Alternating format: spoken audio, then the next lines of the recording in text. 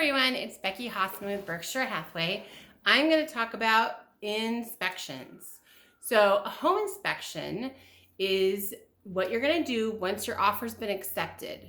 In some cases, it's not very prevalent in this area. A seller could do a home inspection before they list their home on the market, have proof of it, show that they've fixed things, but really that doesn't happen. What happens is when you're buying a home, you get a seller's disclosure, which says everything to the seller's best knowledge and ability of what's wrong with the home, what's been fixed, remodeled, when it's built, like if there are easements. It's a whole several pages of things to look through. But once your offer is accepted, you're going to want to have a home inspection done. It's the cheapest form of home insurance you can buy. Do you have to do one? No, you don't have to do one, but you want to do one. Don't let someone talk you out of it. It's an out-of-pocket cost in the Yakima area.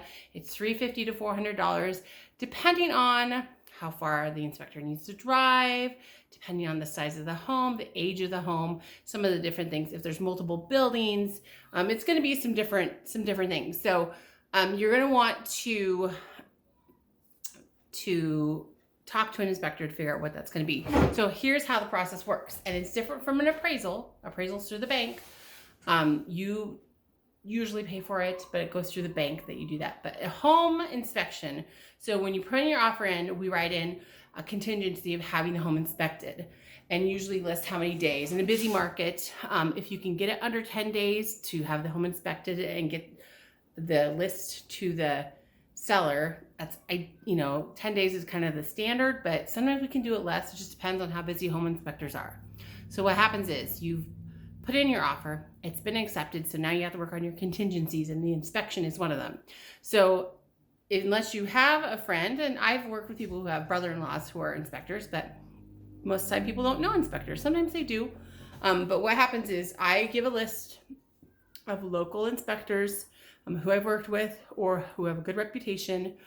You get to choose. You can call them, you can ask the price, you can ask the process, you can ask them questions, figure out who you feel like is best. If you don't know and you're like, I don't know, I can tell you who I've worked with the most.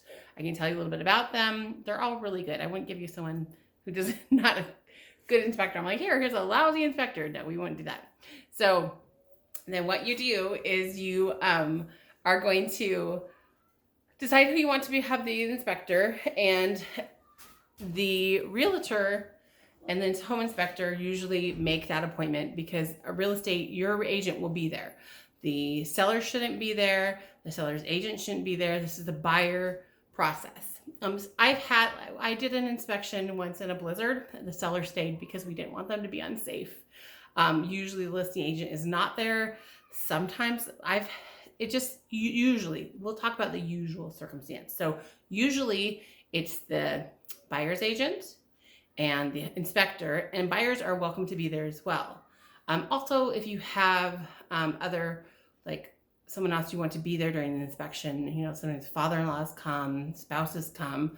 I've had whole families come, and what happens is the inspector is going to spend a couple hours going through the house. They are a licensed home inspector. They will go through and give you an overview and a summary of the whole home and how it works. Ideally, they'll be up on the roof, checking out your roof. They'll be in your crawl space. They'll be in the basement. They'll be looking electrical, at plumbing, checking all the fixtures, make sure they work, looking at how things flow. Do the appliances that are staying in the home work? Just windows. They're look at the whole home and what it looks like. They're going to know anything that's broken. They're going to know anything that's a safety hazard. They're also going to give you a laundry list of cosmetic things. Like I've seen where they're like, oh, this paint is chipped, so you might need to get it checked. They're going to bring up things if your home is of a certain age where it might have asbestos, the popcorn ceilings. They might suggest you get it checked. But what they're going to do is they're going to spend that time going through. If you're there, they're going to answer questions. They're going to point out things that might be a red flag. And which can be so many different things, or it might be this house is in pretty good shape. So it just depends on what the list is. But what happens is after they do the inspection and you pay for it out of pocket, after the inspection happens, you will get a report from the inspector. It's going to give you an overview. Usually they're categorized differently, but usually there's a top page that says safety hazards, things that need to be fixed or broken, areas of concern, and maybe like cosmetic or kind of your laundry list of future home improvements. That's kind of however it falls. So you're going to be a big list, and then you're going to go through and it's going to have pictures of those things, specific things. And then if you haven't been there, they may point out to your agent. If you're there, they may point out to you, but it's going to have pictures and things. You're going to take that report, read through it. Your agent's going to get that report, read through it. You're going to sit down, talk through what are you going to ask the seller to fix, repair, negotiate. Maybe everything's great and you say, perfect. There's a form that the agent will turn in that has those lists of things. I have seen a couple items that need to be fixed. I've seen pages. It just depends on what you want. Depends on what you paid, the price, the shape of the home. It's going to be different every time. There's not, your home's going to be different. What you expect from a home's going to be different. It's not going to be the same. Usually I say if something's broken or a safety hazard, let's ask if they can fix that. And that's what gets sent to your agent's going to send that to the listing agent once you've signed it. And then just that piece of paper.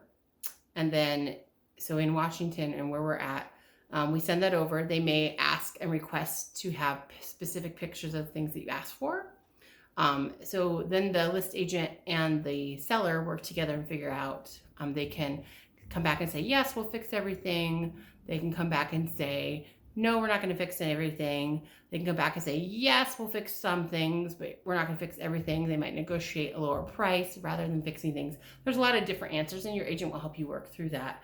But whatever they decide, it's kind of a negotiation. As you ask, they can say no, they can say yes, they can say some things, and you negotiate it, and then they reply to you, and then you can say, okay, we'll do this, or no way, we're not going to do this. This isn't what we want.